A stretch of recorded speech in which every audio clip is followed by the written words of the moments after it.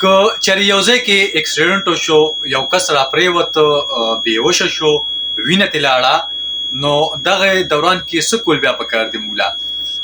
ګوره اسانه خوند به وکړي چې یو انسان وي هغه په دې باندې پوه شي چې ډایرکټ ورشي او خپل منیجمنټ وکړي. که ډاکټر نه وي هېڅ خبره نه ده، که هسپتال لرې وي نو هېڅ خبره نه ده، خو چې دې ډایرکټ ورشي او دغه منیجمنټ وکړي.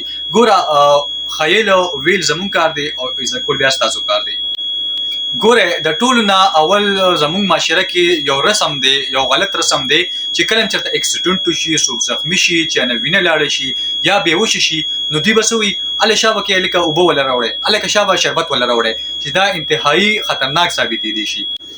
که څوک زخمي وي او دغه ټایم کې تاسو هغه ته اوبه ورکړئ یا بېهوشه وي، نو هغه به لازمي خبره ده الټۍ به کوي. نو که چېرې هم هغه الټۍ وکړې نو هغه کو الله مکړه چېرته دننه سویلینګ چېرته شوي، پړسوب شوي، نو هغه به نور هم سیوا شي.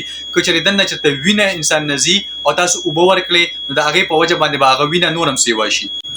بله خبره دا ده که دغه ټایم کې تاسو یو انسان ته اوبه هم ورکړئ، نو که هغه الټۍ ونه کړې یا مطلب داسې نور نقصان ونه شو او که الله مکړه هغه دننه کم آرګن دی هغه ډیمیج وي یا مطلب د اپریشن ضرورت وي ورته، نو هغه مطلب بیا چې کله تاسو هاسپټل ته هغه ورسوئ نو دغه دوران کې بیا انستیزیا یعنی نشم پې بیا اثر نه کوي او نور هم هغه ته نقصان کیدی شي. نو امید ساتمه چې داسې غلطۍ به تاسو نه کوئ. که چېرې یو انسان دی هغه معمولي غوندې کریشز ورته راغلي دي، معمولي زخمي شوي دي، نو خیر تاسو لږې غوندې اوبه ورته ورکولی شئ، هسې خبره نه ده.